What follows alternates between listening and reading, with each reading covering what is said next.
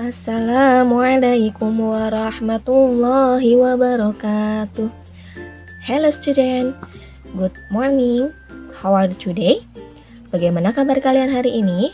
I hope you are good condition. Semoga anak-anak semua dalam keadaan sehat walafiat ya. Amin ya rabbal alamin. Baik, anak-anakku semua, hari ini kita bertemu lagi pada pelajaran PAI atau Pendidikan Agama Islam. Pada pertemuan kali ini, kita masih membahas pada pelajaran 9 ya, yaitu sholat tarawih dan tadarus Al-Quran. Sebelum kita mulai, silahkan kalian persiapkan terlebih dahulu buku PAI kalian dan juga alat tulisnya. Mari kita mulai pembelajaran ini dengan say basmalah. Bismillahirrahmanirrahim. Pada pertemuan sebelumnya kita sudah membahas tentang sholat tarawih ya, pengertian dan hukum sholat tarawih. Sholat tarawih itu ada berapa rakaat? Ya, ada 2 macam ya, yaitu ada 8 dan ada yang 20 rakaat. Nah, setiap sholat tarawih itu pasti selalu diikuti dengan sholat witir yang berjumlah 3 rakaat. Nah, sekarang yang akan kita bahas yaitu tadarus Al-Quran. Yang pertama, makna dan hikmah tadarus Al-Quran. Tadarus Al-Quran artinya membaca, menyimak, atau mempelajari Al-Quran. Nah, pada bulan Ramadan ini, tadarus Al-Quran termasuk ibadah yang sangat dianjurkan. Kenapa? Karena Al-Quran ini diwahyukan pertama kali pada bulan Ramadan.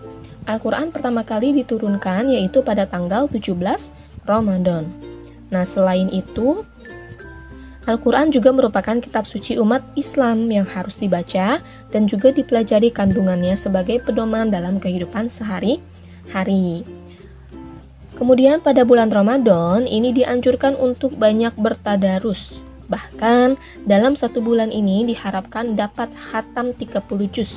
Artinya setiap harinya itu membaca 1 juz Al-Quran. Untuk pelaksanaannya bisa dilakukan kapan saja ya. Sebisa mungkin setiap sholat fardu membaca Al-Quran meskipun hanya beberapa ayat. Nah, untuk waktu yang biasanya dimanfaatkan untuk tadarus Al-Quran pada bulan Ramadan ini adalah setelah sholat tarawih dan sholat witir biasanya. Ya, biasanya kebanyakan untuk tadarus Al-Quran itu dilaksanakannya setelah sholat tarawih dan witir. Nah, untuk tadarus Al-Quran ini bisa dilaksanakan sendiri ataupun berkelompok. Gitu ya. Tempatnya itu juga bebas, bisa di masjid atau boleh juga di rumah. Kemudian, memperbanyak tadarus Al-Quran pada bulan Ramadan ini sangat besar hikmah dan manfaatnya. Di antara hikmah dan manfaat yang akan diperoleh diantaranya yaitu yang pertama, dapat menjadi pelita dan petunjuk bagi yang membacanya. Ya, kenapa? Karena dengan sering membaca Al-Quran, hati kita itu akan dipenuhi hidayah dari Allah sehingga kita terhindar dari segala perbuatan dosa ataupun kejahatan. Nah, orang yang tidak pernah membaca Al-Quran, hatinya akan menjadi gelap dan tidak ada cahaya. Akibatnya, dia akan mudah berbuat kemaksiatan, ya, melakukan perbuatan dosa, dan hatinya pun akan jauh dari rahmat dan hidayah Allah, sehingga setan menguasai hati dan pikirannya. Nah, makanya orang yang misalnya suka emosinya nggak stabil ya, suka melakukan hal-hal perbuatan yang bisa mendapatkan dosa, nah itu kemungkinan besar dia jarang atau mungkin tidak pernah membaca Al-Quran karena hatinya sudah tertutup, ya, hatinya sudah gelap dan tidak ada cahaya. Kemudian yang kedua yaitu dapat memberikan syafaat atau pertolongan bagi yang membacanya di hari kiamat nanti. Nah, di sini ada sabda Nabi Muhammad SAW dalam sebuah hadis yang berbunyi, Iqra'ul Qur'ana fa innahu ya'ti yaumal qiyamati syafi'an li ashabihi. Yang artinya, bacalah Al-Quran karena ia akan datang di hari kiamat nanti sebagai penyelamat bagi pembacanya. Hadis riwayat Muslim. Bagi mereka yang tidak pernah membaca Al-Quran, kelak pada hari kiamat nanti tidak akan mendapatkan pertolongan dari siapapun. dia akan dikumpulkan di padang mahsyar dalam keadaan susah dan penuh penderitaan. Nah, makanya untuk orang-orang yang sering membaca Al-Quran, pada hari kiamat nanti Al-Quran yang akan menolong kita. Karena apa? Karena kita sering membacanya. Seperti itu ya. Kemudian yang ketiga, hikmah yang bisa didapatkan adalah dapat membedakan mana perkara yang benar dan mana perkara yang salah. Ya, mana perbuatan yang benar dan mana perbuatan yang salah. Nah, kemudian yang berikutnya, yang keempat, yaitu menjadi obat atau penyembuh dan rahmat bagi segala penyakit, khususnya penyakit hati. Jadi Al-Quran itu bisa juga menjadi obat atau penyembuh, ya. Kan suka banyak tuh ya pengobatan-pengobatan yang menggunakan ayat-ayat atau dibacakan ayat-ayat Al-Quran, seperti itu ya. Kemudian kerugian bagi orang yang tidak membaca Al-Quran, yaitu hatinya dipenuhi oleh penyakit hati. Di antaranya misalnya yaitu iri, dengki, sombong, gitu ya. Nah, penyakit inilah yang akan membuat mereka berbuat zalim dan merugikan banyak orang. Nah, itulah beberapa hikmah dan manfaat dari memperbanyak tadarus Al-Quran. Kemudian yang kedua yaitu tata cara bertadarus Al-Quran. Tata caranya itu bagaimana sih? Di antaranya yaitu yang pertama, pastinya harus suci dari hadas dan najis. Nah, maka dari itu kenapa setiap kita hendak membaca Al-Quran, maka kita harus berwudu terlebih dahulu, sama seperti kita mau sholat, ya. Nah, selain kita berwudu, kita juga harus memastikan pakaian yang kita pakai dan juga tempat yang akan kita tempati untuk membaca Al-Quran itu bersih dari najis atau tidak. Kemudian yang kedua, menutup aurat dengan pakaian yang bersih dan suci. Yang ketiga, dianjurkan menghadap ke arah kiblat, lebih baiknya menghadap arah kiblat ya. Kemudian yang keempat, menempatkan Al-Quran di meja atau tempat yang lebih tinggi daripada kaki kita. Nah, makanya dari itu Al-Quran tidak boleh diletakkan di bawah, misalnya di lantai ya. Itu nggak boleh. Karena apa?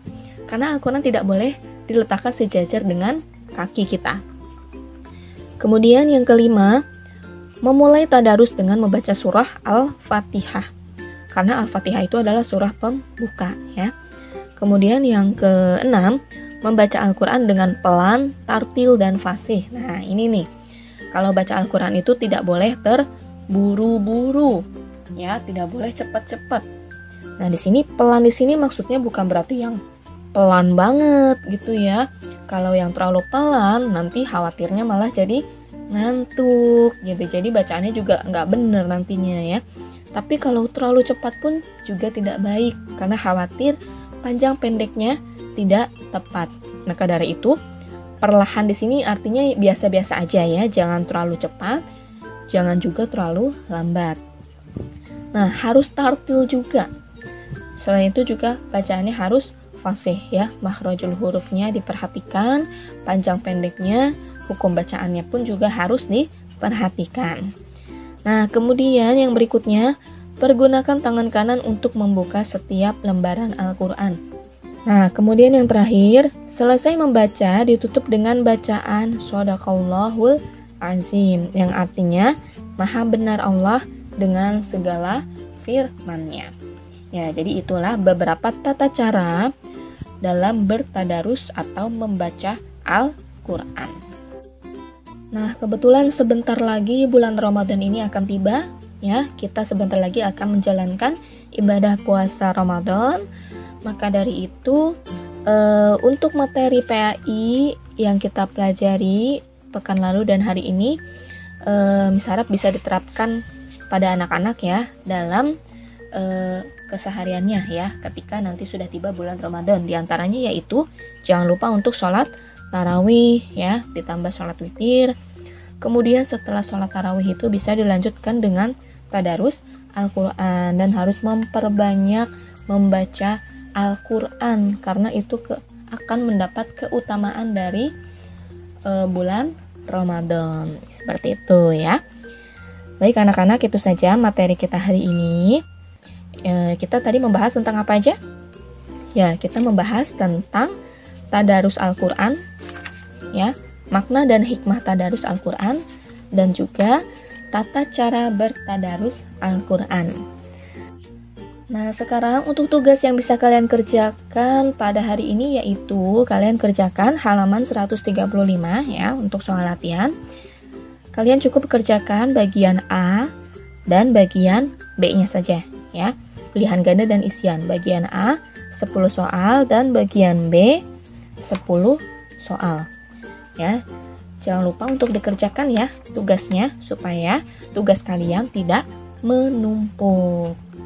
Oke anak-anak, tetap jaga kesehatan kalian di rumah ya. Semoga kita semua selalu dalam lindungan Allah Subhanahu wa Ta'ala, dan semoga anak-anak semua serta ayah dan bunda selalu dalam keadaan sehat wal afiat. Amin ya rabbal alamin. Baik anak-anak, terima kasih